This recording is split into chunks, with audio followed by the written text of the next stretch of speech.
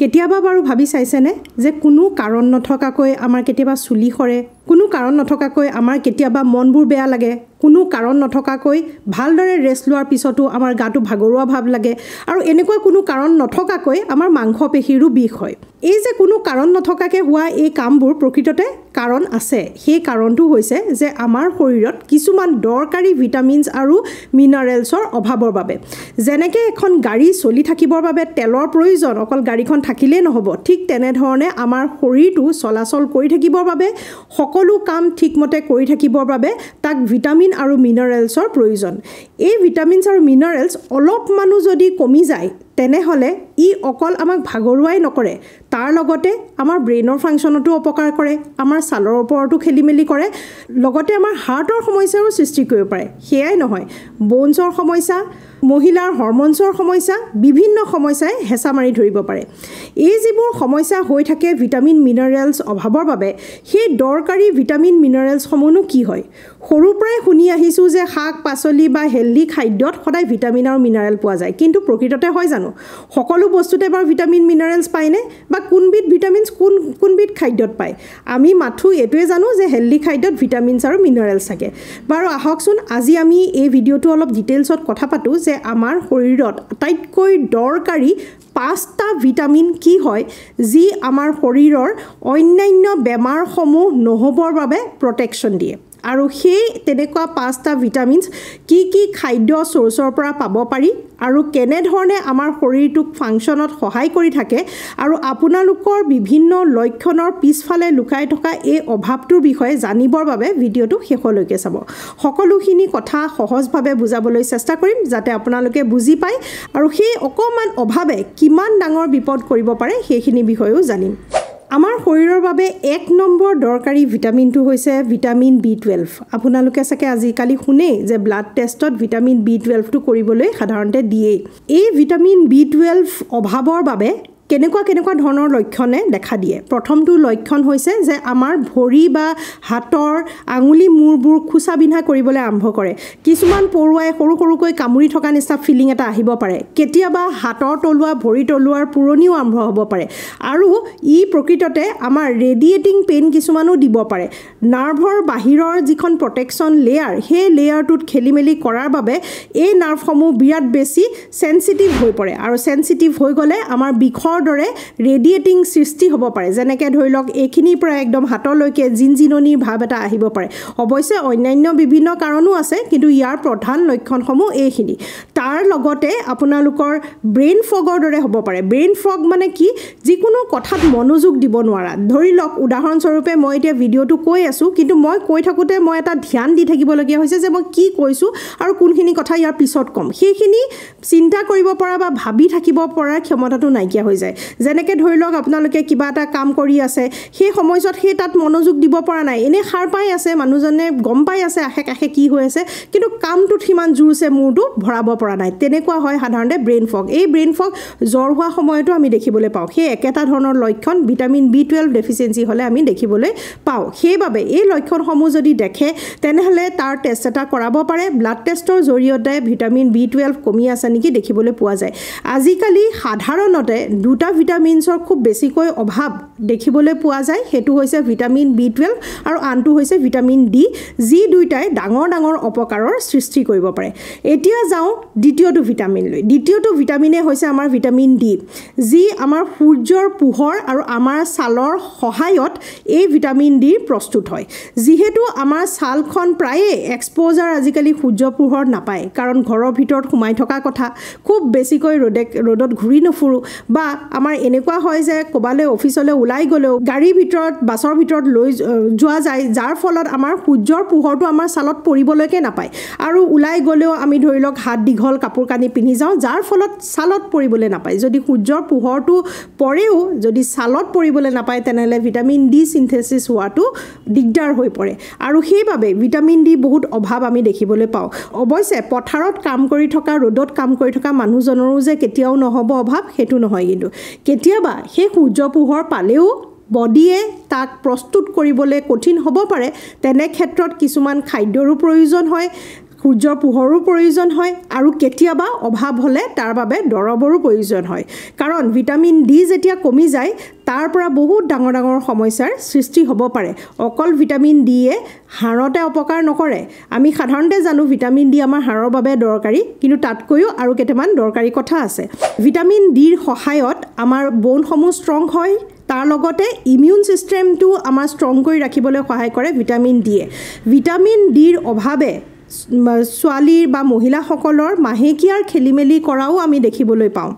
লগতে ভিটামিন ডিৰ ডেফিচিয়েঞ্চিয়ে আমাৰ ব্ৰেইনতো অপকাৰ কৰিব পাৰে আৰু হৰম'নছৰ সিক্ৰেচনৰ বহুত খেলিমেলি কৰি দিব পাৰে সেইবাবে ভিটামিন ডিটো আমাৰ বহু ক্ষেত্ৰতে দৰকাৰী হয় ভিটামিন ডি ডেফিচিয়েঞ্চিয়ে আমাৰ গাৰ বিষৰ সৃষ্টি কৰে লগতে ব্ৰেইন ফগো হ'ব পাৰে যেনেকৈ ধৰি লওক মই অলপ আগত বুজাই গ'লো ব্ৰেইন ফগ কি হয় ব্ৰেইন ফগো হ'ব পাৰে আৰু ইনফেকশ্যনো খুব সঘনাই হ'ব পাৰে শৰীৰত তাৰ উপৰিও দেখিব কেতিয়াবা মাহেকীয়াৰ খেলিমেলিও ই কৰিব পাৰে সেইবাবে মাজে সময়ে আমি ভিটামিন ডিটো চেক কৰাটো দৰকাৰী কিমান সোনকালে বছৰেকত এবাৰ চেক কৰিব লাগে যদি আপোনালোকে দেখে যে ভিটামিন ডিটো কম আছে তেনেহলে তাৰ ঠিকমতে দৰৱ লোৱাটো আৱশ্যকীয় কাৰণ ইয়াৰ যেতিয়া খুব বেছিকৈ কম হৈ যায় সূৰ্যৰ পোহৰ আৰু খাদ্যৰ দ্বাৰা প্ৰস্তুত কৰিব নোৱাৰিব পাৰে অৱশ্যে এটো জনাটো দৰকাৰী যে ভিটামিন ডি ডেফিচিয়েঞ্চি বা অভাৱ নহবৰ বাবে সূৰ্যৰ পোহৰ থকাটো আৱশ্যকীয় কিন্তু খুব বেছিকৈ যদি অভাৱ হৈ গ'ল তেনেহলে তাৰ ওপৰত দৰৱো আমি খাব লাগিব এতিয়া মই অলপ আগত কৈ গ'লো ভিটামিন B12 তাৰ পিছত ক'লো ভিটামিন ডি আৰু কেইটামান ভিটামিন আছে পাঁচটা ভিটামিন সেইকেইটা কৈ লৈ প্ৰত্যেকটো ভিটামিন কি কি খাদ্যত আমি পাওঁ সেইখিনিও মই ক'বলৈ চেষ্টা কৰিম এতিয়া যাওঁ ইয়াৰ পিছৰটো মিনাৰেল লৈ এবাৰ আমি ভিটামিন নহয় এটা দৰকাৰী মিনাৰেলৰ বিষয়ে কথা পাতিম সেই মিনাৰেলটো হৈছে আমাৰ মেগনেছিয়াম মেগনেছিয়াম আমাৰ শৰীৰৰ বাবে আটাইতকৈ আৱশ্যকীয় বস্তু বিশেষকৈ এই যুগত কিয়নো এই যুগত আমাৰ টেনচন মাংসপেশীত পৰা প্ৰেছাৰ যাৰ ফলত মাংসপেশী টান হৈ যায় খুব বেছি প্ৰেছাৰৰ ফলত আমাৰ শৰীৰটোৱে ৰিলেক্সেশ্যন কৰিব নজনা হৈ যায় সেই ৰিলেক্সেশ্যন আমাৰ শৰীৰত যোগান ধৰিব পাৰে আমাৰ এই মেগনেছিয়ামে আমাৰ মাংসপেশীৰ বাবে বিৰাট এটা দৰকাৰী মিনাৰেল হয় আৰু লগতে আমাৰ টোপনি ভাল কৰিবলৈও মেগনেছিয়ামে সহায় কৰে ভিটামিন ডি পটেছিয়াম আৰু কেলছিয়ামে কেতিয়াও কাম কৰিব নোৱাৰে যদি আপোনালোকৰ শৰীৰত মেগনেছিয়ামৰ অভাৱ থাকে সেইবাবে ইটো লগত হিটো লিংক হৈ থাকে 3 নম্বৰ কথা হ'ল যে এই মেগনেছিয়ামৰ অভাৱে আমাৰ হাৰ্টতো অপকাৰ কৰিব পাৰে নাৰ্ভতো অপকাৰ কৰিব পাৰে আৰু বনছতো অপকাৰ কৰিব পাৰে লগতে মাংসপেশীটো অপকাৰ কৰিব পাৰে তেনেহলে আমি ইয়াৰ অভাৱ কেতিয়াও হ'বলৈ দিব নালাগে তাৰোপৰি মেগনেছিয়ামৰ অভাৱে আমাৰ লাইফষ্টাইলত কেনেধৰণে অপকাৰ কৰে সেইটো জানি থোৱা হওক মেগনেছিয়ামৰ অভাৱে আমাৰ টোপনিৰ খেলিমেলি কৰে টোপনিৰ খেলিমেলি হ'লে আপোনালোকেতো জানেই যে শৰীৰটো ষ্ট্ৰেছলৈ গুচি যায় যেতিয়াই ষ্ট্ৰেছ আহে আমাৰ হৰম'নছৰ খেলিমেলি হৈ যায় আৰু সেইবাবে মেগনেছিয়াম আমাৰ শৰীৰৰ বাবে বিৰাট বেছি আৱশ্যকীয় হয় মেগনেছিয়ামে আমাৰ নাৰ্ভৰ হেল্থ ঠিক কৰি ৰাখে লগতে মাংসৰ পেশীকো ই যথেষ্ট পৰিমাণে সহায় কৰে তাৰোপৰি আমাৰ মেগনেছিয়ামে আমাক ৰিলেক্সেশ্যনত সহায় কৰে তেনেহলে মেগনেছিয়াম কমি গ'লে আমি সাধাৰণতে কি সমস্যা দেখিবলৈ পাওঁ এটা কমন সমস্যা হৈছে যে মেগনেছিয়াম কমি গ'লে আমাৰ ভৰিৰ কলা ফুলৰ মাংসপেশী খামুচ মাৰি ধৰি থাকিব পাৰে আৰু এইটো এদিন হোৱা কথা নহয় ৰেগুলাৰলি যদি হৈ থাকে তেনেহলে হয়তো মেগনেছিয়াম ডেফিচিয়েঞ্চিৰ বাবেও ই হ'ব পাৰে অৱশ্যে ভৰি খামুচ মাৰি ধৰাটো কেলছিয়াম ডেফিচিয়েঞ্চি বা ডিহাইড্ৰেশ্যনৰ বাবেও হ'ব পাৰে কিন্তু সেই তেনে যদি হৈ থাকে তেনেহলে এইকেইটা পৰীক্ষা কৰাটো বিৰাট বেছি দৰকাৰী হয় এতিয়া যাওঁ তাৰ পিছত আন এটা দৰকাৰী এলিমেণ্টলে হেতু হৈছে আমাৰ আইৰণৰ ডেফিচিয়েঞ্চি বহু লোকৰে থাকে আৰু আইৰণছৰ অভাৱৰ বাবে আমাৰ চুলি খুব বেছিকৈ সৰিবলৈ আৰম্ভ কৰে ভৰি হাতবোৰ খুব বগা হৈ যায় তেজৰ চলাচলটো কমি থাকে কঁকালৰ বিষো হ'ব পাৰে আৰু লগতে ভৰি হাত ঠাণ্ডা ফিলিংও আহিব পাৰে খুব বেছি ভাগৰুৱা ভাৱ লাগে আৰু টোপনিৰ ভাৱটো খুব বেছিকৈ বাঢ়ি যায় এইকেইটাই সাধাৰণ লক্ষণ হয় আৰু প্ৰকৃততে এই লক্ষণবোৰ আমি কিয় দেখোঁ আইৰণ ডেফিচিয়েঞ্চিৰ বাবে কাৰণ আইৰণ প্ৰকৃততে আমাৰ শৰীৰৰ বিভিন্ন অংশলৈ অক্সিজেন কঢ়িয়ায় আমি শৰীৰটো জীয়াই ৰাখিবলৈ আমাক অক্সিজেনৰ প্ৰয়োজন হয় আমি উশাহৰ জৰিয়তে আমি অক্সিজেন লওঁ ঠিক তেনেধৰণে আমাৰ মাংসপেশীৰ বাবেও অক্সিজেনৰ সিমানেই প্ৰয়োজনীয় আৰু সেই মাংসপেশীয়ে অক্সিজেন পায় আমাৰ তেজৰ পৰা আৰু সেই তেজত কেইবাটাও বস্তু থাকে তাৰে ভিতৰত আইৰণ এটা এনেকুৱা বস্তু যি প্ৰকৃততে এই অক্সিজেন কঢ়িয়াই লৈ যায় আইৰণ কমি যোৱা মানে আমাৰ মাংসপেশীলৈ অক্সিজেন কমি যোৱা আৰু অক্সিজেন কমি যোৱা মানে আমাৰ মাংসপেশী ভাগৰুৱা হৈ যোৱা ঠিক যেনেধৰণে আমি যদি উশাহ ল'বলৈ কঠিন পাওঁ তেনেহলে বাৰু আমি খোজ কাঢ়িব পাৰিম নে নোৱাৰো নহয় জানো ঠিক তেনেধৰণে আমাৰ মাংসপেশীয়ে অক্সিজেন নাপালেও ই ভালদৰে কাম কৰিব নোৱাৰে তাৰ ফলত কঁকালৰ বিষ বা গাৰ বিষৰো সৃষ্টি হ'ব পাৰে আৰু এই আইৰণ ডেফিচিয়েন্সি বিশেষকৈ মহিলাৰ ক্ষেত্ৰত বেছিকৈ দেখিবলৈ পোৱা যায় আইৰণ ডেফিচিয়েন্সিৰ বাবেও আপোনালোকৰ সহজ কিছুমান টেষ্ট থাকে আৰু ইয়াক অতি সহজতে খাদ্যৰ দ্বাৰা পৰিপূৰ্ণ আমি কৰিব পাৰোঁ এই খাদ্যসমূহ বাৰু পাতিম এতিয়া যাওঁ শেষৰটো দৰকাৰী ভিটামিনছ লৈ যিটো আমি কথা পাতি তাৰ পিছত আমি খাদ্যসমূহৰ বিষয়ে পাতিম আৰু লগতে প্ৰত্যেকবিধ ভিটামিনছৰ এটা সৰু সৰু ইম্পৰ্টেণ্ট টিপছ আপোনালোকক দিবলৈ চেষ্টা কৰিম ইয়াৰ পিছৰটো মিনাৰেল হৈছে আমাৰ জিংক আমাৰ শৰীৰৰ বাবে বিৰাট বেছি আৱশ্যকীয় হয় কোভিডৰ সময়ত আপোনালোকে দেখিছিলে বহুতে জিংক টেবলেট খাইছিলে কাৰণ জিংকৰ বাবে আমাৰ ইমিউন সিস্টেমটো লো হৈ যায় যদি জিংকৰ অভাৱ থাকে তেনেহলে ইমিউন সিস্টেমটো বা শৰীৰটোৱে বিভিন্ন বেমাৰ আজাৰৰ এগেইনষ্টত ফাইট কৰিবলৈ ক্ষমতাটো কমি যায় আৰু এয়াই নহয় লগতে আমাৰ চুলি সৰিবলৈ আৰম্ভ কৰে চুলি পাতল হয় আৰু ফাট মেলিবলৈ আৰম্ভ কৰে ইয়াৰ প্ৰভাৱ আমাৰ নখতো দেখা পোৱা যায় নখত সাধাৰণতে বগা কিছুমান ফুট পৰে যে যেটো বগলীয়ে ফুট দি গল বুলি আমি কওঁ কিন্তু প্ৰকৃততে বগলীয়ে ফুট দি না যায় জিংকৰ অভাৱৰ বাবেও আমি এই বগা ফুট কিছুমান নখত দেখিবলৈ পাওঁ আৰু এই জিংকৰ অভাৱে আমাৰ চুলি গ্ৰো হোৱাত বাধা জন্মাব পাৰে আৰু লগতে কিবা ঘাঁ হলে ঘাঁ শুকাবলৈও সময় লগাব পাৰে সেইবাবে জিংক থকা কিছুমান অইনমেন্ট ঘাঁ শুকুৱাবলৈ ব্যৱহাৰ কৰা যায় আৰু সেই জিংক সাধাৰণতে ঘাঁ শুকুৱাত সহায় কৰে যদি সেই জিংকে আমাৰ শৰীৰত অভাৱ হয় তেনেহলে আমাৰ ঘাঁ শুকাবলৈও সময় বেছিকৈ ল'ব এতিয়া আমি গুটেকিটা মিনাৰেলৰ বিষয়ে অলপ কথা জানিবলৈ পালো এতিয়া আমি খাদ্যখিনিৰ বিষয়ে কথা পাতিম এতিয়া আমি খাদ্য বস্তু কি কোনটো ভিটামিন পাওঁ আমি জিংকৰ পৰা আৰম্ভ কৰোঁ জিংক পোৱা যায় বিভিন্ন ধৰণৰ সিডছত অৰ্থাৎ আমাৰ পাম্পকিন সিডছ হওক বা টিসি গুটি হওক বা আমাৰ সানফ্লাৱাৰ সিডছ সূৰ্যমুখী ফুলৰ গুটি বা বিভিন্ন ধৰণৰ গুটি যিবোৰ আমি খাই থাকোঁ আগতেও কৈ আহিছোঁ কিমান হেলদি সিডছ কিছুমান থাকে আপোনালোকে যদি সিডছৰ বিষয়ে কেনেকৈ খাব লাগে কোনটো সিডছ খাব লাগে জানিব বিচাৰিছে মোক কমেণ্টত জনাব মই সিডছৰ ওপৰতে বেলেগকৈ বনাম বাৰু ভিডিঅ' কাৰণ সিডছৰ এনেকুৱা ক্ষমতা আছে যি আমাৰ বহুখিনি ভিটামিনছে পৰিপূৰ্ণ কৰি ৰাখিব আৰু লগতে আমাৰ মাহেকীয়াৰ খেলিমেলিৰ ক্ষেত্ৰতো ই সহায় কৰিব পাৰে কাৰণ এই সিডছে হৰমন বেলেন্সটো সহায় কৰে এতিয়া পুনৰ এবাৰ গুছি যাও আমি খাদ্য বস্তুলৈ জিংকৰ বাবে সকলো ধৰণৰ সিডছসমূহ বিৰাট বেছি দৰকাৰী হয় আৰু এই সিডছসমূহ আপুনি সালাডৰ জৰিয়তে বা গুৰি হিচাপে বা যেনে ধৰণে বিচাৰে আপোনালোকে এক চামুচ খাব পাৰে এক চামুচ গুৰি খুন্দি থৈ দিব পাৰে শুকানকৈ ভাজি ল'ব লাগে আৰু গুৰি খুন্দি পেলাই বটল এটাত প্ৰিজাৰ্ভ কৰিব পাৰি তাৰে এক চামুচ ডেইলি যিকোনো খাদ্যৰ জৰিয়তে মিক্স কৰি আপোনালোকে খাবলৈ চেষ্টা কৰিব পাৰে এতিয়া জিংকৰ বিষয়ে এটা নজনা কথা কৈ থওঁ জিংক যদি আমাৰ শৰীৰত কমি যায় তেনেহলে পুৰুষসকলৰ টেষ্টেষ্টৰন নামৰ হৰমনটো খেলিমেলি হোৱাও আমি দেখিবলৈ পাওঁ আৰু মহিলাৰ ক্ষেত্ৰত আমাৰ অভিউলেশ্যনৰ ডিলে হোৱাও আমি দেখিবলৈ পাওঁ সেইবাবে মহিলা আৰু পুৰুষৰ হৰমনছত দুইটাৰ ক্ষেত্ৰতে অপকাৰ কৰিব পাৰে এই জিংকে